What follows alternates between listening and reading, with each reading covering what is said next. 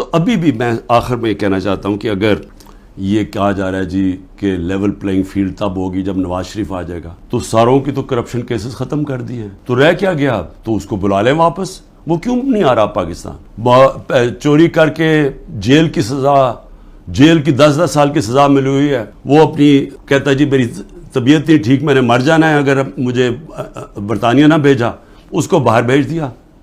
یہ prime minister نے عدالت میں ایفیڈیوٹ دیا اور ابھی تک کوئی ایکشن نہیں لیا، اور وہ وہاں بیٹھا ہوا اور وہاں جا کے پالیٹکس کر رہا ہے اور آرام سے زندگی انجوائے کر رہا ہے، انتظار کر رہا ہے کہ جب تک عمران خان جیل میں نہیں جاتا، پی ٹی آئی ختم نہیں ہوتی، وہ آتا نہیں. میں کہتا ہوں اس کو واپس بلا لیں، کیونکہ معاف تو ساروں کو کر ہی دیا ہے، اب تو کوئی کرپشن ایشو ہی نہیں گیا. اور میں صرف یہ کہتا ہوں کہ صرف یہ میرا ایک چیلنج ہے کہ جس حلقے سے بھی وہ کھڑا ہوگا میں اس حلقے سے کھڑا ہوتا ہوں، اور میں کوئی کیمپین بھی نہیں کروں گا. یہ ڈر ہے نا کہ عمران کو جیل میں ڈال دوں، میں کیمپین بھی نہیں کرتا. لیکن میں آج آپ کو پاکستان کی عوام کی فیلنگ بتا رہا ہوں کہ یہ ملک بدل چکا ہے. یہ ملک کبھی بھی اس طرح کے لوگوں کو اب ووٹ نہیں دے گا. قوم کو سوشل میڈیا نے بدل دیا ہے، بچے کے اندر شعور آ گیا ہے.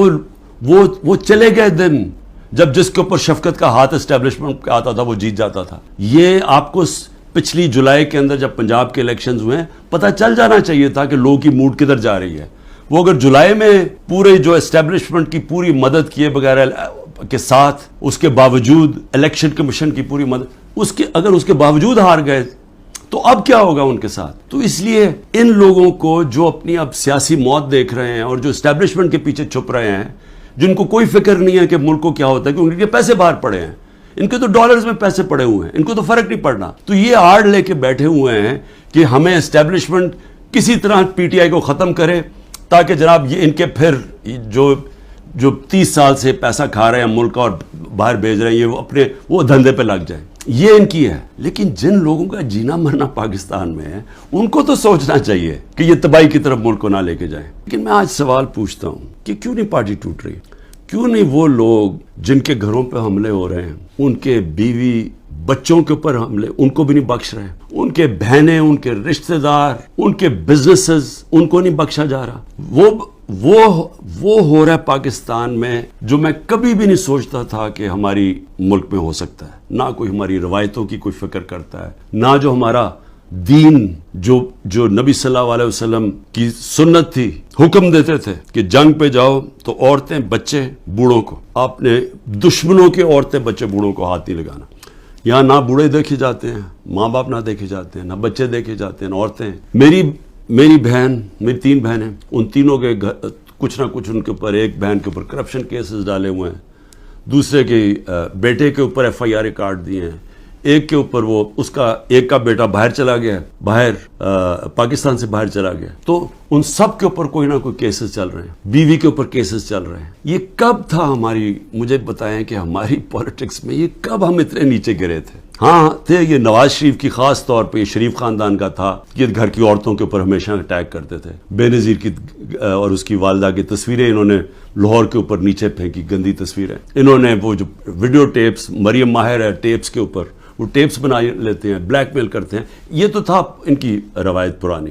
لیکن یہ ہماری اس قوم کے اندر، ہمارے کبھی بھی ویلیو سسٹم میں اس طرح ہم کبھی بھی نہیں گرے تھے. اس کے علاوہ لوگوں کو اغوا کیا ہوا ہے. اور میں یہ ذرا بتا دوں کہ ہمارا اظہر ماشوانی، ہمارے سوشل میڈیا کا، اس کا بھائی کو 2 مہینے سے اٹھایا ہوا ہے. ہمارا جو علی اوان ہے، ہمارے اسلام آباد سے جو MN ہے، ان کے بھائی کو، وہ ایک پروفیشنل ہے، اس کا تعلق ہی کوئی پارٹی سے نہیں ہے، اس کو اغوا کر کے لے گئے. شہزاد اکبر جو انگلینڈ گیا ہوا ہے، اس کے بھائی جو کہ نارمل نہیں ہے، اب نارمل ہے اس کا بھائی، اس کو اٹھا کے لے گئے، وہ غائب کیا ہوا ہے. یہ سب غائب کیے ہوئے ہیں. جب عدالت میں جاتے کہتے تھے پیش کرو، پولیس کہتی جو ہمیں پتہ ہی نہیں کدھر گئے. اعظم خان جو میرے پرنسپل سیکرٹری تھے، ان کو اٹھا کے غائب کر دیا ہے. اور کوشش کیا ہو رہی ہے اس کو اپروور بنانے کی، جی عمران خان کے خلاف کوئی سٹیٹمنٹ دیں کہیں نہ. تو شہزاد اکبر جو انگلینڈ میں بیٹھا، اس کو میسیجز آ رہی ہیں ہم سب کچھ چھوڑ دیں گے اگر تم عمران خان کے خلاف اپروور بن جاؤ کہ اس کے خلاف کوئی سٹیٹمنٹ دے دو. اور عمران ریاض، اب اس کا کیا تعلق تھا 9 مئی کے ساتھ؟ وہ غائب کیا ہوا ہے. اس کو بھی عدالت کہہ رہی ہے اس کو بلاؤ، وہ بھی نہیں آ رہا. یعنی کب پاکستان میں ایسے ہوا تھا؟ کون سے ایک ملک جو کہتا ہے ابھی بھی ہم کہتے ہیں ہم جمہوریت ہیں، کس ملک کے اندر اس طرح کی نہ عدالتوں کی سنی جاتی ہے، نہ لوگوں کے فنڈامنٹل رائٹس کی کسی کو کوئی پرواہ ہے؟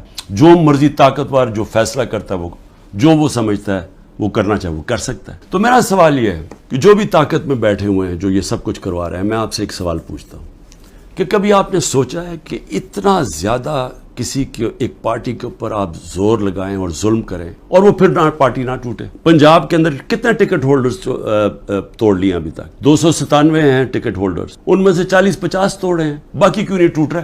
سب گھروں میں سے نکلے ہوئے ہیں، انہوں نے اپنی فیملیز کو گھروں سے نکال دیا ہے، سب چھپے ہوئے ہیں، بزنسز ان کی بند ہے، وہ ٹوٹ کیوں نہیں رہے؟ سوال پوچھا اپنے آپ سے کہ اتنا زور لگایا، ابھی پختونخوا کے اندر پوری کوشش ہو رہی ہے، کیوں نہیں ٹوٹ رہے؟ وہ اس لیے نہیں ٹوٹ رہے۔ اور میں بڑے ادب سے اپنے پاور بروکرز کو کہنا چاہتا ہوں کہ بڑا غور سے میری بات سنیں۔ میں 27 سال سے پالیٹکس میں ہوں، زیرو سے پارٹی شروع کی، کوئی میری پولیٹیکل بیک گراؤنڈ نہیں تھی، میری کوئی والد یا میرے وہ نانا دادا کوئی پالیٹکس میں نہیں تھے، میں نے زیرو سے شروع کیا اور آہستہ آہستہ پبلک کو اپنے ساتھ جوڑا، جو بڑی دیر لگی، اور آہستہ آہستہ آہستہ آہستہ پارٹی بنائی۔ کسی نے اس طرح کی پارٹی نہیں بنائی۔ ذوالفقار علی بھٹو پہلے 8 سال ایک ملٹری ڈکٹیٹر کے منسٹر رہے تھے، اور پھر رائٹ لیفٹ کی سیاست تھی، ساری پالیٹکس ختم کر دی تھی، ایوب خان نے ایبڈو لگا دیا تھا، سارے پولیٹیکل پارٹیز بین کر دیا تھا۔ اس کے اندر ذوالفقار علی بھٹو نے پھر پیپلز پارٹی بنائی، اور ان کو بھی 4 سال لگے اور وہ پھر پاور میں آ گئے۔ اور اس کے علاوہ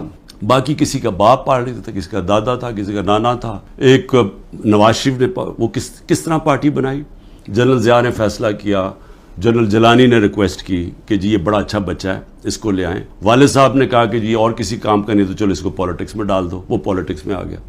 اس کو مینوفیکچر کیا گیا، جی ایچ کیو کے اندر نواز شریف مینوفیکچر ہوا، ایک ٹیسٹ ٹیوب بیبی پیدا کی گئی پالیٹکس میں، وہ اس طرح پالیٹکس میں آیا تھا۔ تو تجربہ، میں صرف یہ کہہ رہا ہوں کہ جس آدمی نے زیرو سے پارٹی شروع کر کے 2 پارٹی سسٹم بریک کر کے آج اللہ کا کرم ہے سب سے بڑی پارٹی ہے پاکستان میں، تو کم از کم میرے ویوز ہی سن لیں، کیونکہ یہ جو بھی آپ حربے استعمال کر رہے ہیں یہ آپ کامیاب نہیں ہونے لگے، یہ آپ ملک کی تباہی کریں گے لیکن آپ کامیاب نہیں ہوں گے۔ کیونکہ دیکھیں، جب ایک آئیڈیا، اور یہ پالیٹکس یہ 90 کی دہائی کی پالیٹکس نہیں ہے۔ 90 کی دہائی میں پالیٹکس کیا تھا؟ الیکٹیبلز تھے، اسٹیبلشمنٹ انہوں ایک طرف ایک پارٹی کا ساتھ دیتی تھی، الیکٹیبل تھوڑے ادھر چلے جاتے تو پارٹی جیت جاتی تھی۔ یہ تھی 90 کی دہائی کی پالیٹکس۔ اور پھر یہی آگے جب جنرل مشرف نے کیا کیا، پہلے 2/3 اکثریت والی نون لیگ، ان کو کوئی تشدد نہیں کیا گیا، ان کو کسی صوبے دار کا بھی ٹیلی فون آتا تھا نا تو وہ سیدھا کاف لیگ پہ چلے جاتے تھے، کوئی مشکل نہیں تھی، کوئی بزنسز نہیں بند ہوئی، کوئی جیلوں میں نہیں ڈالا، ساری کی ساری نون لیگ کاف لیگ پہ چلی گئی۔ اور اگر وہ جو باقی، میں پھر سے کہتا ہوں، جو بچے ہوئے تھے نون لیگ والے، اگر ان کے اوپر 5% بھی وہ تشدد کرتے جو ہمارے پہ ہو رہا ہے، انہوں نے بھی کاف لیگ پہ چلے جانا تھا۔ تو وہ پالیٹکس، وہ زمانہ چلا گیا ہے۔ یہ اب پالیٹکس ہے 1970 کی پالیٹکس، یہ آ گئی ہے نظریے کی پالیٹکس۔ 1970 کے بعد پاکستان میں نظریہ ختم کیا گیا تھا، جنرل ضیاء الحق نے نان پارٹی بیس الیکشن کروا کے نظریہ ختم کر دیا تھا۔ وہ جو 1970 کے اندر جو نظریاتی پالیٹکس تھی، اس نے سارے پرانے پولیٹیکل ہاؤسز کو اڑا دیا۔ ویسٹ پاکستان میں ذوالفقار علی بھٹو نے، اور ایسٹ پاکستان میں مجیب الرحمان نے، صرف نظریہ جیتا تھا۔ یہ آ گئی ہے نظریاتی پالیٹکس۔ یہ جو ہمارے لوگ ہیں، وہ اتنی مشکلات کے بغیر کیوں نہیں چھوڑ رہے؟ کہ ان کو پتہ ہے کہ جب وہ چھوڑیں گے ان کی پالیٹکس ختم ہو جائے گی۔ ان کو پتہ ہے کہ ووٹر جو نیچے بیٹھا ہوا ہے، وہ ووٹر کہہ رہا ہے کہ اگر آپ